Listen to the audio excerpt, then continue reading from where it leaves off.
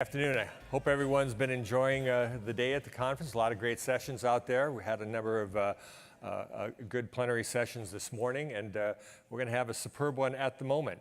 It's my pleasure to introduce Dr. Aradhna Tripati. She's an associate professor at UCLA, and I could spend the next 15 minutes going through her qualifications. I just want to hit a few highlights because I think it's fascinating. First of all, she is involved in very interdisciplinary work, and I'm going to describe that just by telling you her engagements at UCLA.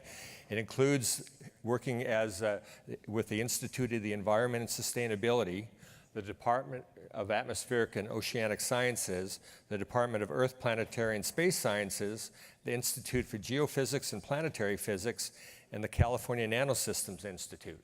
So she's obviously got her hands full just with that alone. She's received a number of fabulous awards during her career. I just wanted to flag two of them. One of them was the Presidential Early Career Award in Science and Engineering that she received from President Obama. And also she's received from the White House Office for Science, Technology and Policy as well, we're one of the representatives. And she's also received the National Science Foundation's Career Award.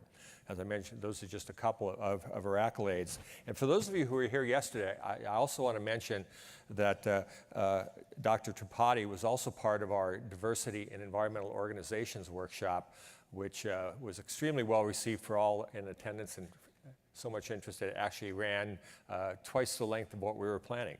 So without further ado, Dr. Tripati, the floor is yours.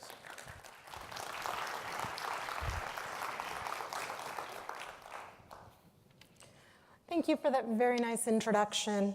I'd like to start by thanking the organizers and all of the conference participants for your time and thought. And also with a land acknowledgement, as this conference is taking place on the unceded lands of the Tongva and Gabrielino people. Now, as further means of introduction, my pronouns are she, her, and my family are immigrants from the Fiji Islands with ancestry from India, due to both of them having been colonies of the United Kingdom. Now, when I got the invitation to give this keynote, given that I'm a physical scientist studying Earth processes at UCLA, been at Caltech, Cambridge, Santa Cruz, I was incredibly excited to share with you some of my research results on the water cycle, rain and atmospheric rivers, using climate models, studying ice, using mass spectrometry. And I also wanted to share with you the research of some of my colleagues and students at UCLA. One of the alums I see here, who've been looking at blue carbon, the health and utility of kelp forests, of seagrass restoration on our coast for drawing down carbon and for mitigating ocean acidification.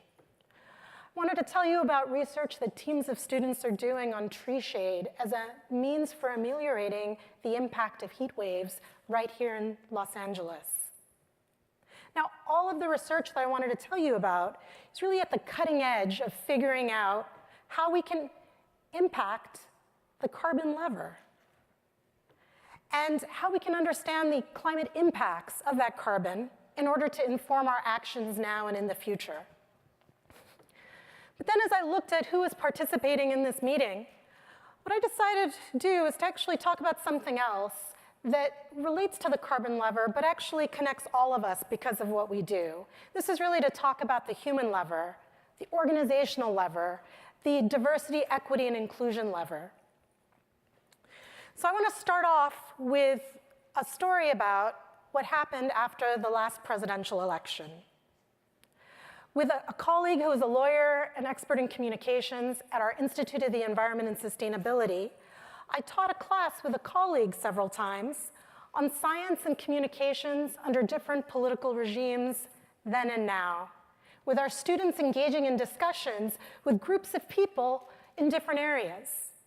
And these conversations with people in Kentucky, Pennsylvania, California, Cameroon, South Africa, India, they reveal to us three things that I think each of you actually know when you reflect internally.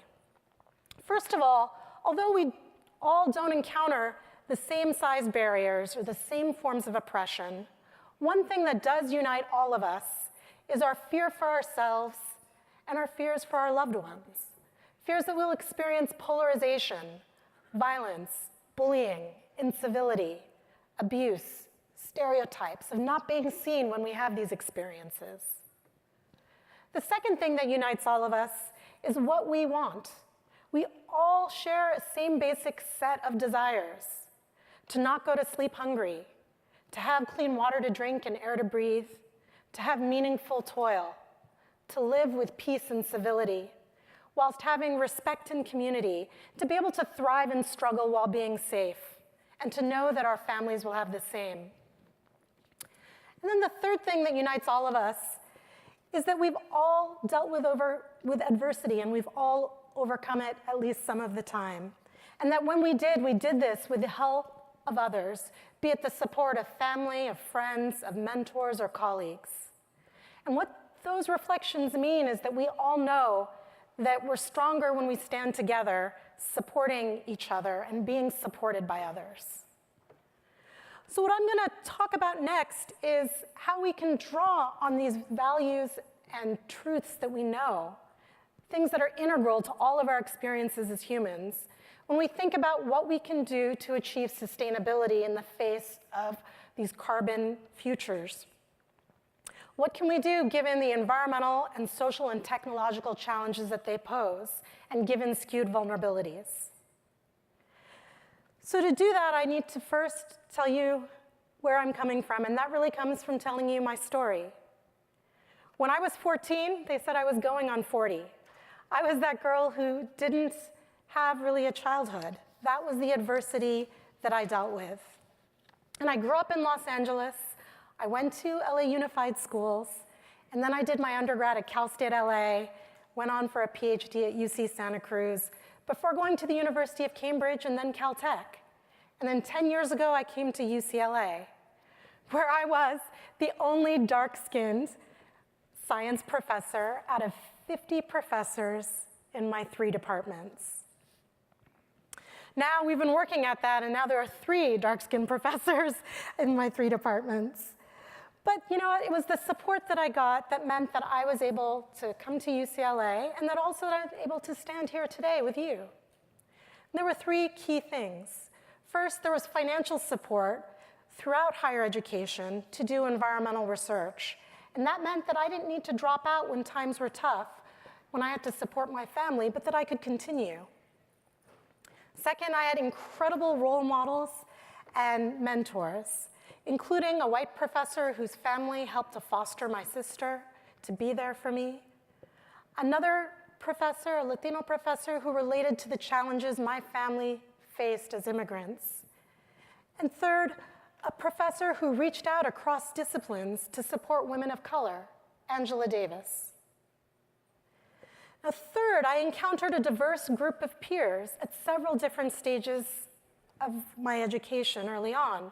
These were people that I did research with, that I did outreach with, and they made me think that people like us belonged in the room, that inclusive diversity was truly an achievable ideal. And that was something I took with me from that powerful time of my socialization, even when I ended up being in more isolating settings in leadership positions. So that meant that despite having a parent who has been incarcerated for most of my life, another parent who was rendered homeless for a period of time, a sister that I fostered when I was in school, my family and I survived, and eventually ended up thriving, and I managed to make it to UCLA a decade ago. And that was when I encountered a series of challenges.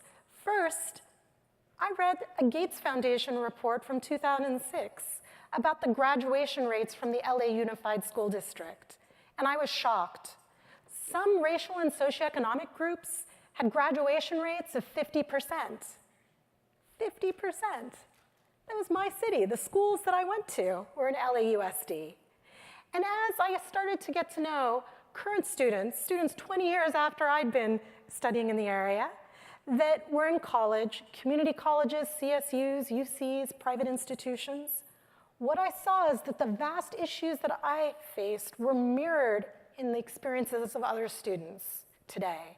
They had stories of financial need and of extreme adversity. And as I dug deeper, I learned another shocking thing that challenged me. My field, and many of the fields that you come from, have had no progress in racial diversity in 40 years. There's a paper by Bernard and Cooperdock that came out last year showing the stats of this data. What does that mean?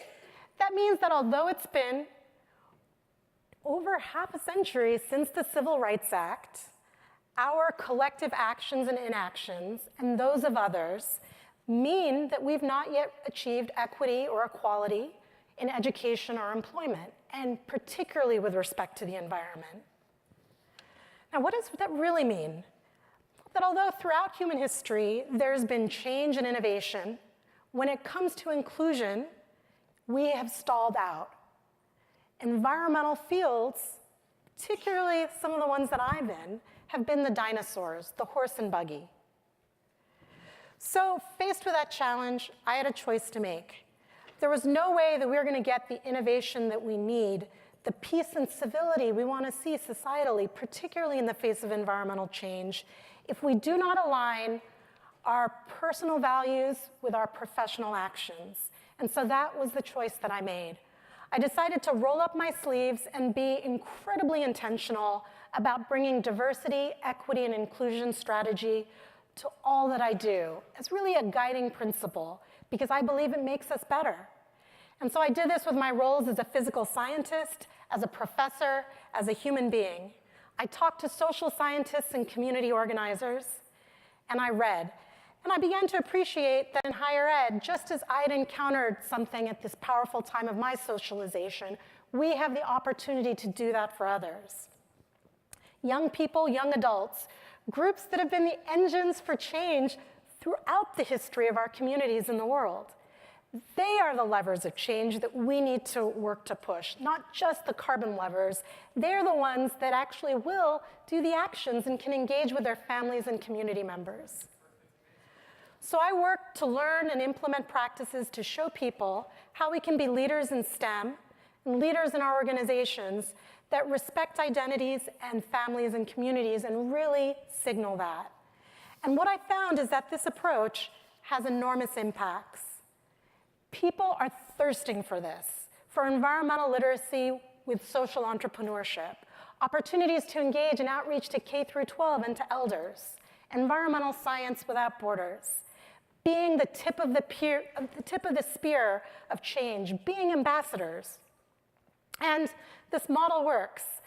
My alums are people running programs at federal agencies, green leaders in business, social workers, teachers, professors, including at Yale University and Cambridge University. They are the signs of the green wave. And we got this award that was mentioned from President Obama for our impact and innovation. Now, just how rare is it to have those outcomes? There are many millions of dollars, many millions of dollars dedicated to diversity programs, but many of these are too small in scope, not ambitious enough to have these types of outcomes. And so, just looking at the last 15 years, there have been some years in the whole country that there has not been a single Black woman who's graduated with a degree in oceanography. No Black or brown woman getting a master's or PhD studying atmospheric science or climate. In fact, in the US, at most institutions, including my own, usually only 1 out of every 4 or 5 Black, brown, or Native students who goes to college planning to study STEM actually graduates with that degree. They get pushed out or pulled away. We also lose most first-generation students and most low-income students, and most female students. So what does that mean? It means that every day we are losing people, the brilliance of Wangari Maathai, of Lisa Jackson, of Esteban Gonzalez Burkhart, Jane Goodall, Claire Patterson. All of them are renowned as thought leaders in solving environmental problems on our planet. They ask questions as scientists that nobody else had conceived of. They had insights nobody else did because of their diversity of experience. They showed how the environment's linked to our health, to technology, and to peace. And in doing so, they transformed how we saw ourselves, how we saw our relations to each other, our humanity, and our relationship to the environment. Now, it's devastating to imagine what the world would be like without their environmental leadership. But as a person who's been in higher education for over a quarter of a century, I can say that we lose people like this all the time. I teach some years 400 students at a time, and we lose them at an enormous social and environmental cost. In fact, one student said to me, "It feels like an act of resistance right now to graduate with a STEM degree." So we need to do things differently. Now, the people I meet are my inspiration, and they show me that barriers that are severe, financial, isolation, cultural, stereotypes, they can be overcome. And what I see when I look at them is I see you when you were young.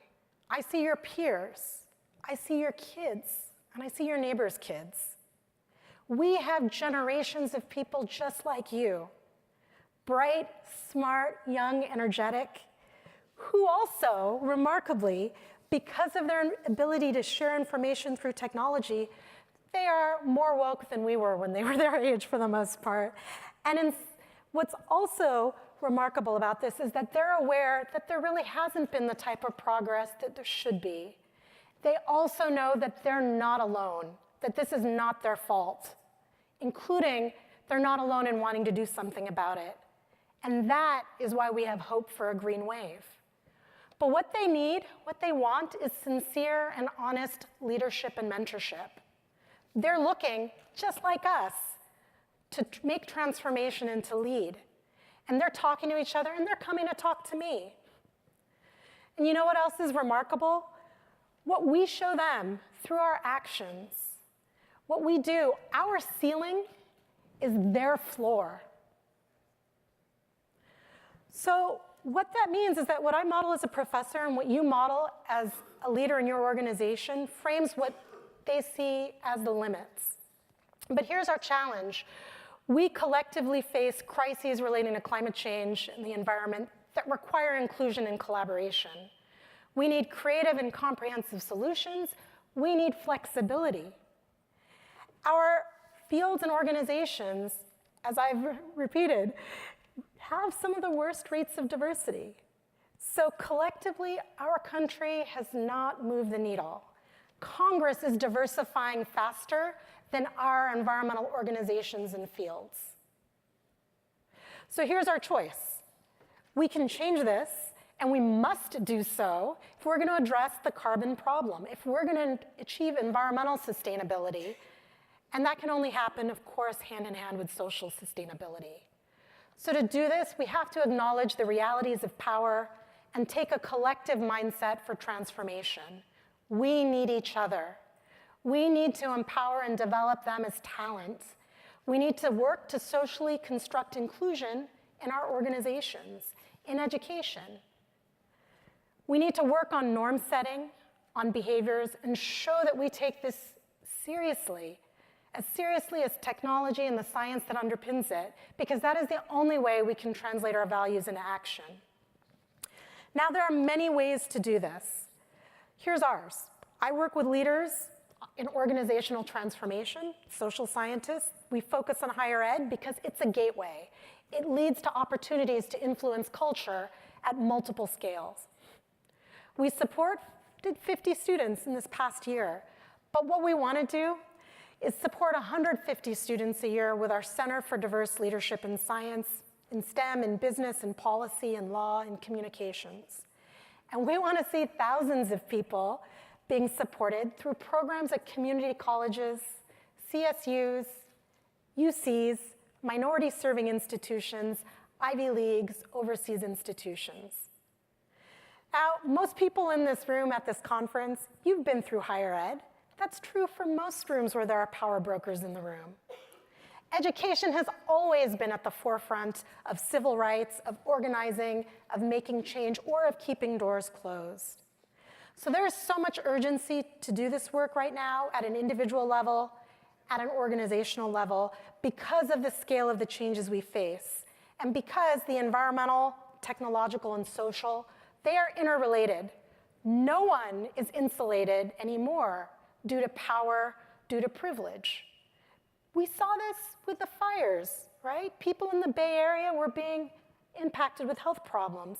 Right here in LA on the west side, there were fires that were leading to certain neighborhoods on the west side being evacuated. This is a problem that is impacting everyone, and one group is not going to simply be able to immigrate or muscle their way out of it.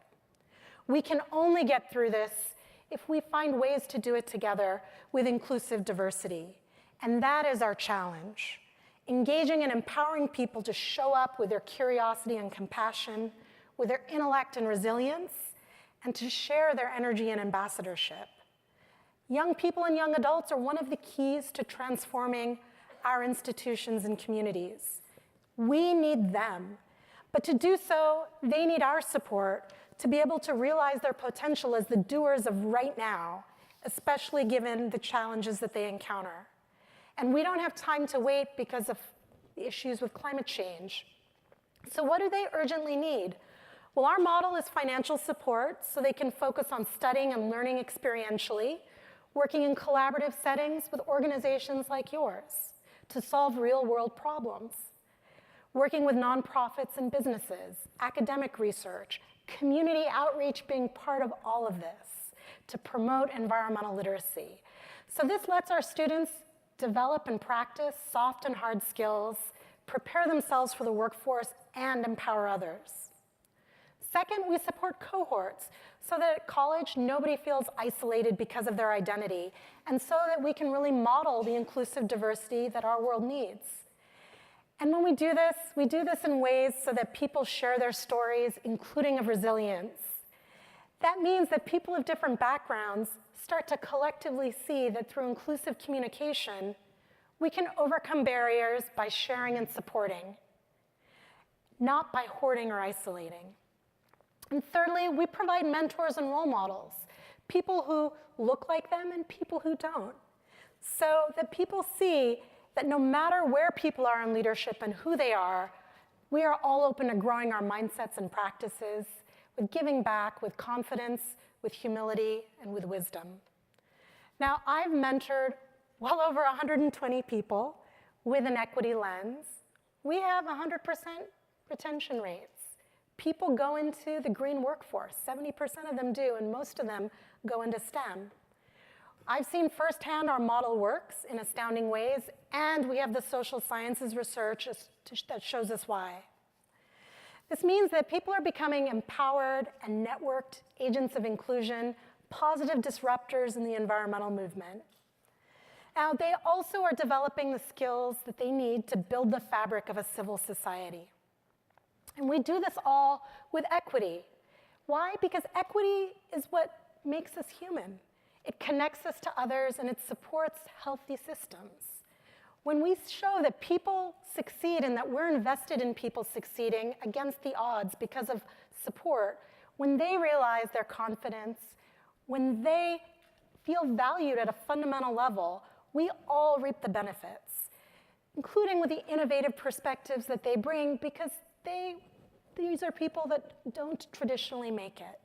And we've only scratched the surface of this in the environmental movement, simply because we know that there's so much to be learned from different cultural and experiential perspectives, especially on sustainability and resilience from communities of color. Now, I'm not alone in thinking this. There was just a recent National Academies report that came out describing our first primary national resource is the more than 20 million young people of color that are in this country, including immigrants. They also describe how their representation in STEM education pathways and in the workforce is still far below their proportions in the general population.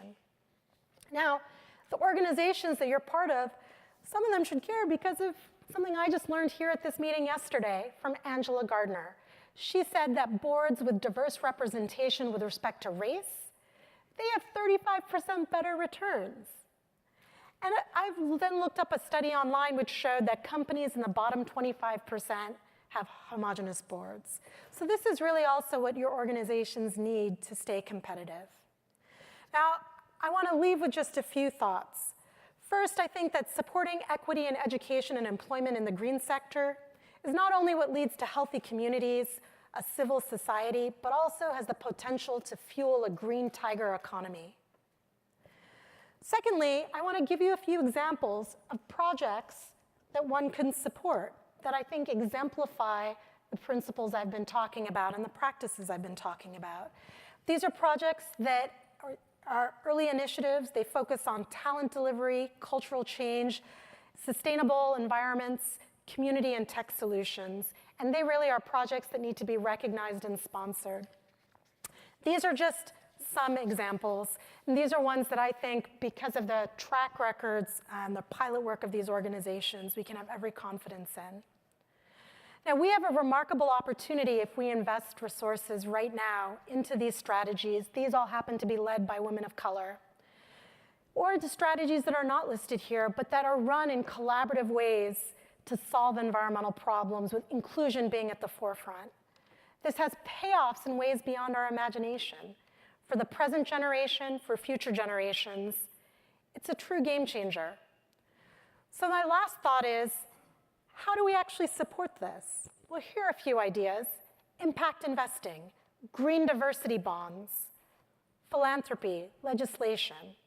In the end, let's all make a commitment to find ways to sponsor projects that are going to promote inclusive diversity in the environmental field, get our organizations involved, so that way we can create a coalition for the 21st century that takes us to an inclusive green social compact. Thank you.